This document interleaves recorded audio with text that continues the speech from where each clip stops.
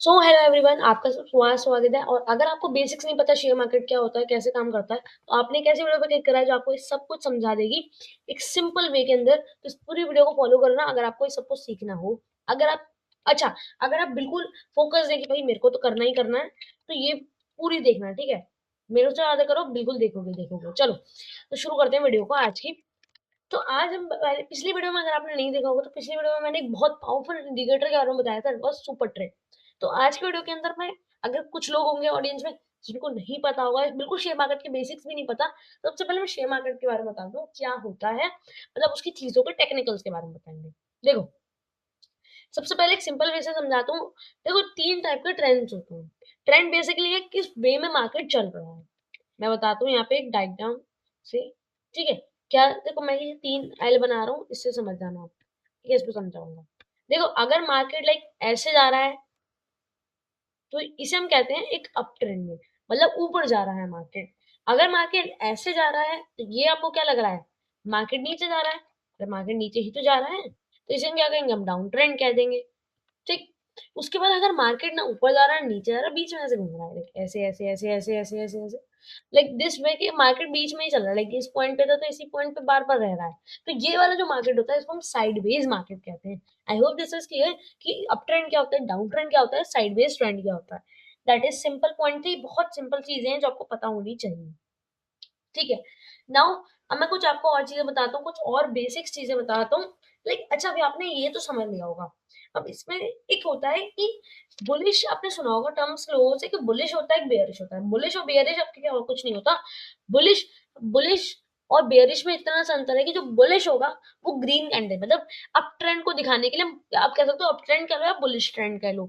और down trend को आप कह सकते हो बेयरिश ट्रेंड या फिर डाउन ट्रेंड, मतलब जो नीचे जा रहा है उसे हम बेयरिश कहते हैं, और जो ऊपर जा रहा है उसे हम बुलिश कहते हैं। लाइक मैं आपको ये यहाँ पे बताता हूँ, देखो ये जो ग्रीन कैंडल्स होंगी इनको आप बोलोगे बुलिश कैंडल्स, ठीक है। ये बुल वाली कैंडल्स हैं, एंड जो रेड कैंडल्स होंगी आप उन्हें बोलोगे कि ये बेयरिश कैंडल्स हैं, ठीक। तो ये हुआ, मैं समझता हूँ इतना आपको क्लियर होगा। बेसिक चीजें थी जो आपको पता भी होनी ही चाहिए अगर आप एंटर करना चाहो। अगर आपको एंटर क्यों करना है, एंटर देखो एक बहुत सिंपल वे में बताता हूँ। अगर आपको आगे के टाइम में ग्रो करना है, तो आपको इन चीजों का में एंटर तो करना ही पड़ेगा।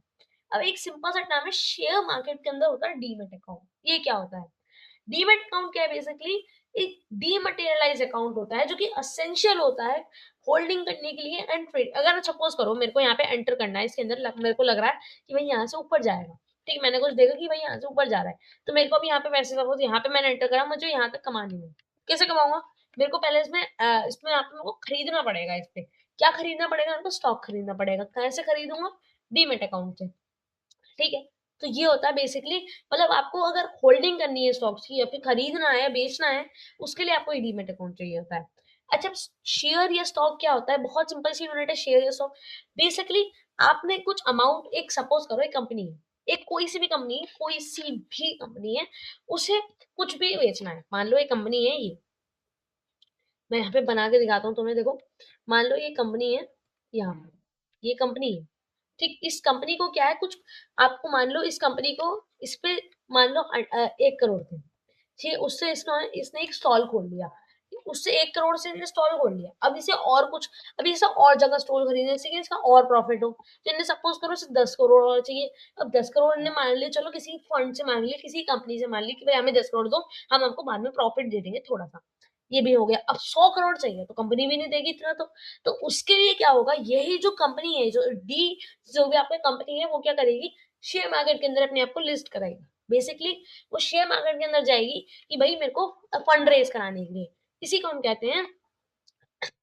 ये अब ये क्या करेगी, हम जैसे जैसे 100 करोड़ चाहिए, तो ये कहेगी हमारे आप 500 स्टॉक में अपने आप को डिवाइड कर देगी कि भाई हर ओनर जो भी हमें पैसे देगा, उसे एक अमाउंट ऑफ उसकी कंपनी का शेयर मिल जाएगा कि भाई इतना, इस कंपनी का इतना भाग तुम्हारा है। सपोज ने 100 शेयर खरीदे और कंपनी ने बोला 100 शेयर बेच रही, मैं 500 शेयर बेच रही हूँ, और एक शेयर आपको 1% देगा, तो उसने 100 उसके ऐसे 50 शेयर खरीद दिए, तो 50, उसको 50% उसकी इक्विटी आपके पास आ गई उसकी। मतलब इतनी अमाउंट तो नहीं होती, it was simple just an example. तो ये आपका हो गया बेसिक, जो होते हैं आपके कुछ बेसिक पॉइंट्स आपको पता होने चाहिए। अच्छा, अब यहाँ पे क्या है, आपको कुछ खरीदना बेचना करना है, तो उसके लिए कुछ स्टॉक एक्सचेंजेस होते हैं, स्टॉक मार्केट तो बहुत पूरा पूरा एक इंडिया में हो गया। उसको बेचने खरीदने के लिए कुछ ब्रोकर बनाए गए हैं, जैसे कुछ ब्रोकर्स होते हैं लाइक ज़ीरोधा, अपस्टॉक्स, और भी काफ़ी सारे होते हैं, ग्रो।